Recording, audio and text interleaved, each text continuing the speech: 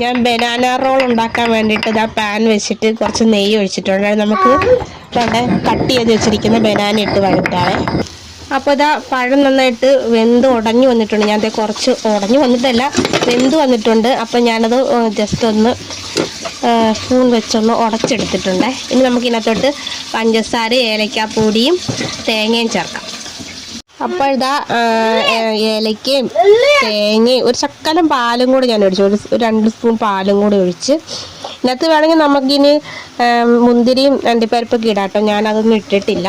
അപ്പോൾ ഇതെല്ലാം കൂടെ ഇട്ട് ഇതാ കുഴച്ച് ഈ പാനിൽ നിന്ന് വിട്ട് വരുന്ന ഒരു പരുവുണ്ടല്ലോ, അത് വരെ ആക്കിയിട്ട് നമുക്ക് തീ ഓഫ് ചെയ്തതിന് ശേഷം ഇത് ഉരുട്ടിയെടുക്കാവേ. നമ്മളതെല്ലാം ഉരുട്ടി സെറ്റ് ആക്കിയിട്ടുണ്ട്. പല പല ഷേപ്പിലുണ്ട്. ഇപ്പോൾ കണ്ടിട്ട് മറ്റേ സുഗിയൻ അല്ലെങ്കിൽ എന്തുവായിരുന്നതിൻ്റെ പേര്, മോദകം പോലെ തോന്നും. പക്ഷെ ആ സംഭവം അതല്ല കേട്ടോ. ഇനി നമുക്ക് അടുത്ത സ്റ്റെപ്പിലേക്ക് കിടക്കാം.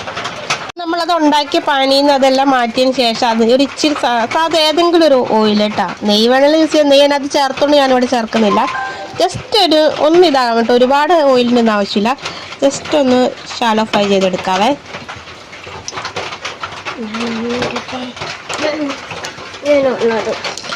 അപ്പോൾ ഇതാ നമ്മൾ റോസ്റ്റ് ചെയ്തെടുത്ത ബനാന റോൾ. ഇത് റോളല്ലാത്തതും പിന്നെ ബോളും ഒക്കെ ഉണ്ട് കേട്ടോ, എല്ലാ ഷേപ്പും ഉണ്ട് ഇതിനകത്ത്.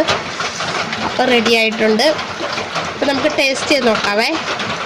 അപ്പം നമ്മുടെ ടെസ്റ്റർ വന്നിട്ടുണ്ട്. നമുക്ക് ക്രിസ്റ്റീനെ കൊണ്ട് നോക്കി എങ്ങനെ ഉണ്ടെന്ന്. ടേസ്റ്റ് ഉണ്ടോ? അന്നേരം വീഡിയോ എടുക്കാൻ പറ്റിയില്ല അല്ലേ? കാണിച്ചേ, സോഫ്റ്റ് ഉണ്ടോ? ഇനി നമുക്ക് വല്യപ്പായ്ക്ക് കൊടുത്തു നോക്കാം. പറഞ്ഞു വെച്ചായ കുഴപ്പമില്ല, നല്ല ടേസ്റ്റ് ഉണ്ട്. ആ നെയ്യുടെ ഇത് കുറച്ച് മുന്നിൽ നിൽപ്പുണ്ട്. പിന്നെ ഏലക്കയുടെ ഫ്ലേവറും കുറച്ച് മുന്നിലാണ് നിൽക്കുന്നത്.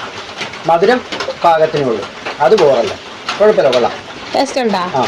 സാധാരണ ഇവിടെ എന്തെങ്കിലും ഉണ്ടാക്കുകയാണെങ്കിൽ സാധാരണ പാളാറാണ് പതിവ്. ഇത് എന്താണെന്ന് അറിയത്തില്ല, അടിപൊളിയായിട്ടുണ്ട് കേട്ടോ.